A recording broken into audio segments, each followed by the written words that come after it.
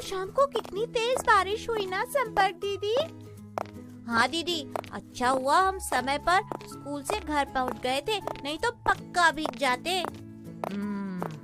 ये बरसात का मौसम है ना, इसलिए बारिशें शुरू हो गई हैं। अरे रुको साहब, देखो मुझे क्या मिला। अब क्या मिल गया खोजी? यहाँ आकर देखो तो सही, तभी पता चलेगा ना। दिखाओ क्या है। ये देखो दीदी, मेरा छतरी वाला पौधा।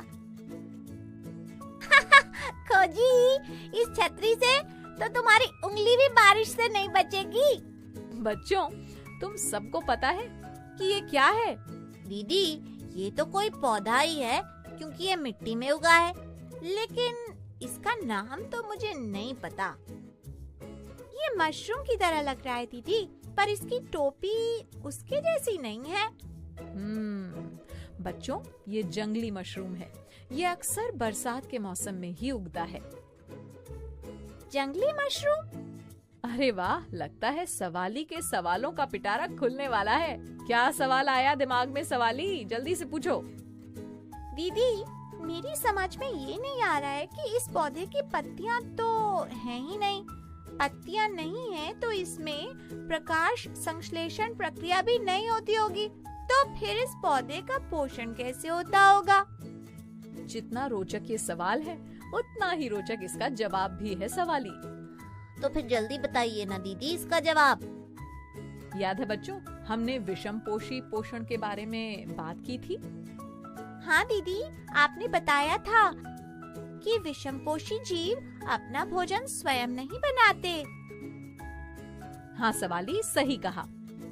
ये पौधा भी एक विषमपोषी पोषण प्रणाली यानी हेट्रोट्रॉफिक न्यूट्रिशनल सिस्टम के द्वारा ही अपना पोषण करता है।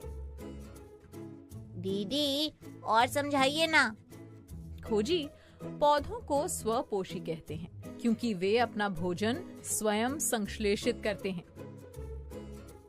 लेकिन कुछ पौधे ऐसे भी होते हैं जो अपने भोजन के लिए किसी अन्य पौधे पर निर्भर करते हैं। इन्हें परपोषी पौधे यानी हेट्रोट्रॉफिक प्लांट्स कहते हैं। अमरबेल ऐसा ही एक पौधा है। हाँ दीदी, अमरबेल मैंने देखी है, वो पेड़ों के ऊपर जाल की तरह फैल जाती है। हाँ सवाली, ये किसी अन्य पौधे के ऊपर उगकर उसके द्वारा बनाए गए भोजन से अपना पोषण करती है। ऐसे पौधे जो दूसरे पौधों पर उग जाते हैं और उनसे ही अपना भोजन प्राप्त करते हैं, उन्हें परजीवी पौधे यानी पैरासिटिक प्लांट्स कहते हैं। ये भी परपोषी पौधों का ही एक प्रकार है। परपोषी पौधों के और भी कई प्रकार हैं क्या दीदी? हाँ सवाली, अब मैं इन्हीं के बारे में बताती हूँ। पता है बच्चों, कुछ पौधे कीटों को भी भोजन के रूप में ग्रहण करते हैं। हैं? सच्ची दीदी? हाँ सवाली, इन पौधों में कुछ ऐसी संरचनाएं होती हैं जिनके द्वारा ये छोटे कीटों को पकड़कर उन्हें भोजन के रूप में ग्रहण करते हैं। पौधों में तो दांत नहीं होते, तो फिर ऐसे पौधे कीटों को खाते कैसे हैं? जीवों को पकड़ने के लिए इनमें घड़े जैसी संरचनाएं उगी होती हैं, जिनमें एक पाचक द्रव्य भरा होता है। इसी पाचक रस द्वारा ये पौधे कीटों का पाचन कर लेते हैं। इन्हें कीट भक्षी पौधे या इंसेक्टिवोरस प्लांट्स कहते हैं। कलश पादप और वीनस फ्लाई ट्रैप कुछ ऐसे ही पौधों के उदाहरण हैं। अरे, ये तो रोचक भी था और थोड़ा डराने वाला भी। सही कहा खोजी। चलो अब तुम्हारी छतरी वाले पौधे की भी बात कर लेते हैं। हाँ दीदी, बताइए, ये किस प्रकार का पौधा है? बच्चों, प्रकाश संश्लेषण प्रक्रिया की जगह मशरूम जैसे पौधे मृतोपजीवी पोषण प्रणाली यानी सैप्रोट्रोफिक न्यूट्रिशनल सिस्टम द्वारा अपना पोषण करते हैं। अब ये क्या है संपर्क दीदी? सवाली, कुछ पौधे ऐसे भी होते हैं जो मृत जीवों और गले सड़े पदार्थों को भोजन के रूप में ग्रहण करते हैं। ये वैसा ही एक पौधा है। उन्हें मृतोपजीवी पौधे यानी सैप्रोफिटिक प्लांट्स कहते हैं। देखो, ये पेड़ के तने पर उगी संरचनाएं, ये भी मृतोपजीवी ही हैं। इनके अलावा तुमने अपने घर में भी इसके उदाहरण देखे होंगे। घर में? ये बताओ कि अचार के खराब होने का हमें कैसे पता चलता है? खराब होने पर अचार के ऊपर एक सफेद रुई जैसी परत बन जाती है और उससे दुर्गंध भी आने लगती है। हाँ, जब ब्रेड भी खराब होती है तो उस पर भी वैसी ही परत बन जाती है दीदी। अचार, रोटी आदि के खराब होने पर उनके ऊपर एक सफेद रुई जैसी परत बन जाती है। उसे कवक कहते हैं बच्चों। अंग्रेजी में उसे फंगस कहते हैं। कवक भी मृतोपजीवी का एक उदाहरण है। कवक को फंजाई भी कहते हैं। इसका मतलब कि कवक खराब हुई चीजों से भोजन प्राप्त करती है। हाँ खोजी, कवक के बीजाणु हवा में उड़ते रहते हैं। किसी सड़ने वाले नम या उष्ण उत्पाद पर बैठकर ये अंकुरित हो जाते हैं और नए कवक को जन्म देते हैं। फिर ये वस्तुओं पर कुछ पाचक रस फैलाकर उन्हें विलयन के रूप में बदल देते हैं और फिर उस विलयन को भोजन के रूप में ग्रहण करते हैं। हमारे आसपास तो बहुत कुछ होता रहता है। एक और मजेदार बात बताती हूँ। जानते हो, कुछ पौधे ऐसे भी होते हैं जो अपना आवास और पोषक तत्व एक दूसरे के साथ बांटते हैं। इनके इस संबंध को सहजीवी संबंध यानी सिम्बायोसिस कहते हैं। पता है बच्चों, सहजीवी दो शब्दों से मिलकर बना है। सह यानी साथ और जीवी यानी जीव। तो सहजीवी हुआ साथ रहने वाले जीव। कौन से पौधे दीदी? आओ मेरे साथ, चलो। देखो बच्चों, इस पत्थर पर ये जो हरी परत दिख रही है ना, इसे लाइकेन कहते हैं। इसके दो भाग होते हैं, एक भाग शैवाल और दूसरा कवक। ये मिलकर कैसे रहते हैं संपर्क दीदी?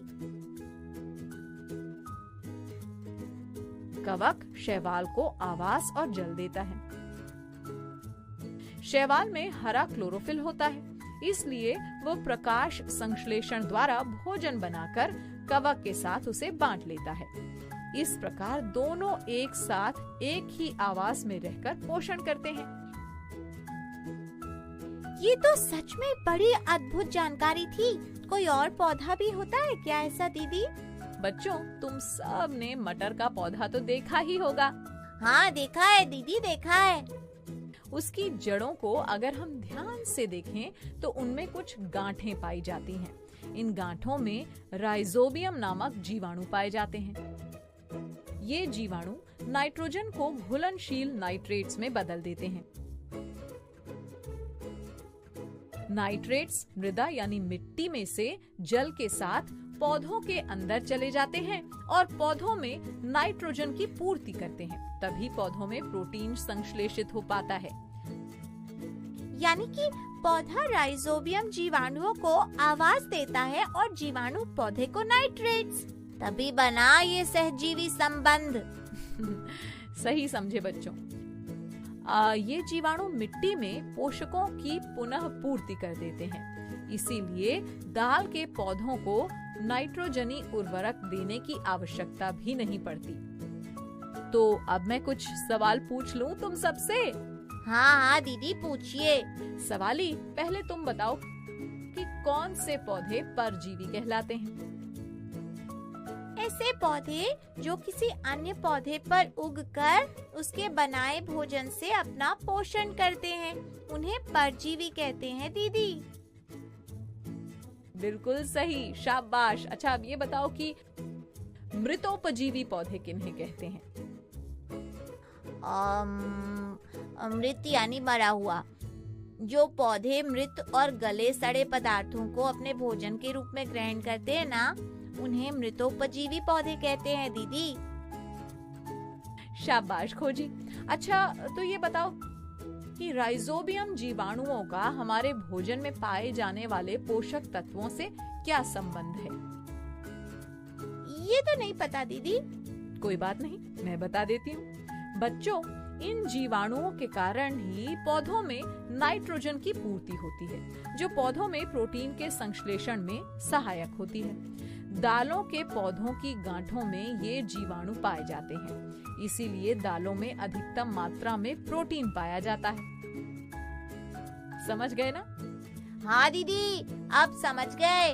अब जब तुम सारी जानकारियों को अच्छी तरह से समझ गए हो, तो अब मैं चलती हूँ। फिर मिलेंगे कुछ नई जानकारियों के साथ।